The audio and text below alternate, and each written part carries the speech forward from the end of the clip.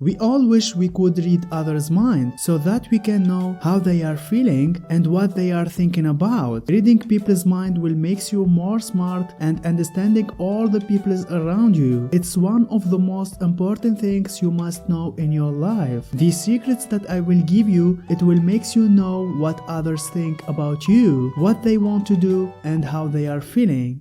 Before we get started, don't forget to subscribe to our channel to receive all our news. 1. Start by understanding people's basic needs. If you want to learn how to read people's mind, you must either understand Maslow's hierarchy of needs. People's behavior are driven by their most basic needs and desires first and foremost. A person will look to fulfill their physiological needs before anything else. Thus, it becomes an immediate priority if someone doesn't have food or shelter. Both physiological process in their body and their emotion will strongly encourage them to acquire this missed need. Depending on the situation as well as the person's personality traits, level of desperation and level of need, they will act accordingly to fulfill these needs. If someone is hungry, for instance, resolving this need may be as simple as making a sandwich in their kitchen to an action as extreme as killing a person and taking their food. It all depends on personality, desperation, and circumstance. People's need climb up the ladder in order of what they seek for next. After physiological needs, safety needs are next in importance. A person must feel safe and secure, or else emotions such as fear and anxiety will drive them to acquire this security. Love and belonging are third on the list. This is especially true for the long term. People seek love and a sense of relationship security, but not until after they have gotten their basic needs handled. Esteem needs and self-actualizations complete the pyramid. They need satisfy the ego and provide the person's life with meaning. So that you know these needs, you will understand everyone in this world. What are their priorities, what they want, and what are their needs. 2. Study body language. Experts say that 55% of what we convey comes from body language, 38% from the tone of the voice, and only 7% from what we actually say. This means that when you meet someone for the first time, you must have a look into these three factors, and of course to what a person's appearance might suggest. A person's posture says a lot about his or her attitude. If they hold their head high, it means they are confident, but if they walk with hesitation and looking below, it may be a sign of low esteem. Watch their physical movement more than their words, because people express their feeling through movement. If their hands are out and open and they are looking to your eyes, that's a good sign that they are connecting with you. If you have observed that the person is leaning away, it means he or she is putting up a wall. Another movement to notice is the crossing of arms or legs. If you see a person doing this, it suggests defensiveness, anger, or self-protection. Body language articles and books can teach you many ways to read body language that you won't be able to figure out entirely on your own, and these can be very helpful, especially if your job or life relies on it. But even without a lesson on body language, you can still figure out on what person's body is telling you, and with experience you will also learn their behavior, their intent, and their beliefs. You can start by reading some articles about body language and understand what every gesture means. Then practice every day looking to people's body language and try to analyze them and understanding how they are feeling and if they are stressed or not. Look at all details, and then you will discover a lot about them. Practice this every day till it becomes a habit with you. With time and experience, you will learn to profile most people with precision. 3. Be a good listener. Everybody saying that he is listening well, but the truth they are not. Psychologists say that an engaged or passionate voice is obvious. It's also apparent when someone is frustrated. You can understand through their tones and the volume that they are speaking with how they are feeling. It's important to start developing a good ear that can listen for the subtle sounds. 4.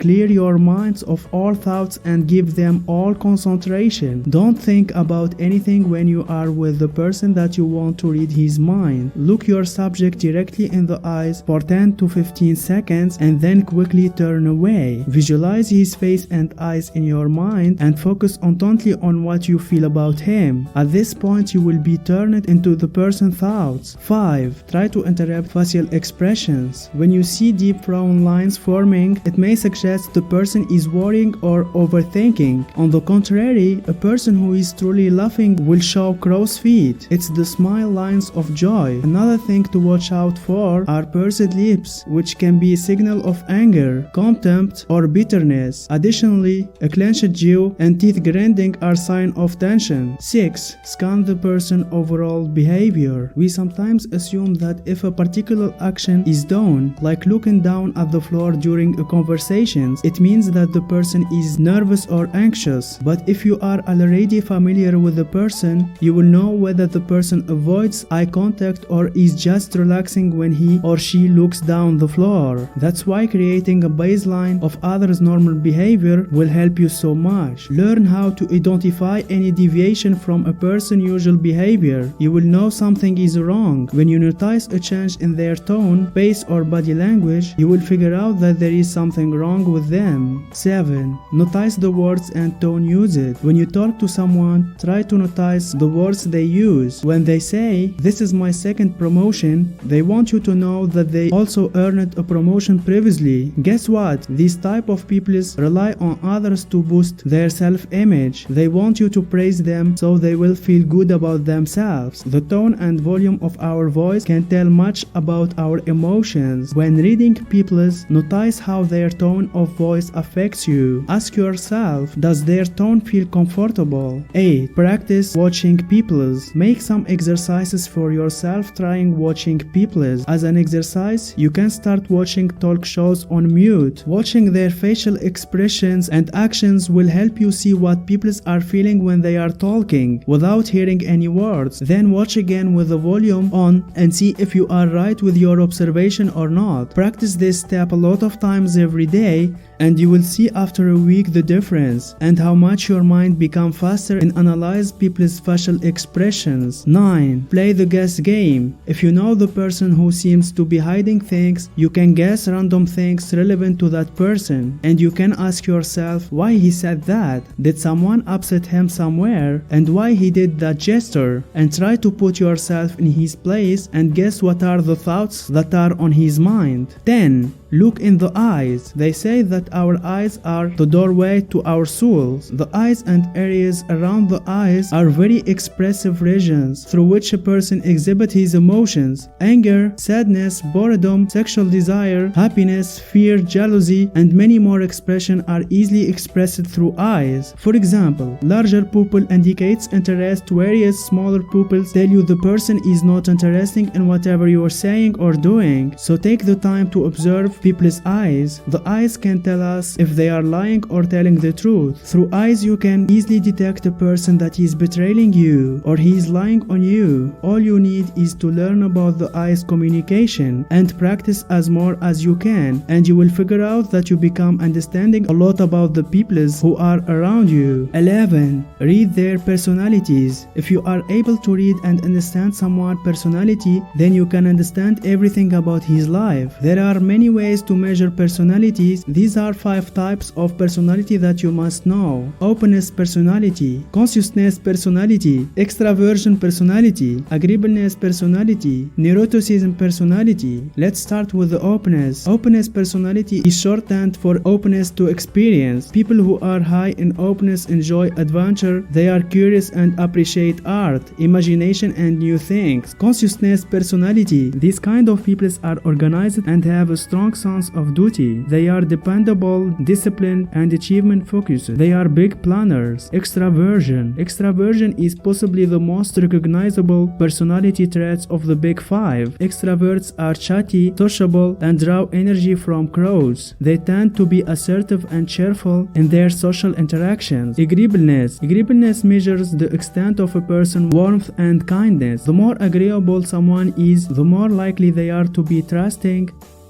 and compassionate. Neuroticism. People high in neuroticism worry frequently and easily slip into anxiety and depression. If all is going well, neurotic people tend to find things to worry about. Resume of our video. 1. Start by understanding people's basic needs. 2. Study body language. 3. Be a good listener. 4. Clear your mind of all thoughts and give them all concentration. 5. Try to interrupt facial expressions. 6. Scan the person's overall behavior. 7. Notice the words and tone used. 8. Practice watching people's. 9. Play the guess game. 10. Look in the eyes. 11. Read their personalities. Don't forget to subscribe to our channel to receive all our news. Mass Pro. Better mind, better life.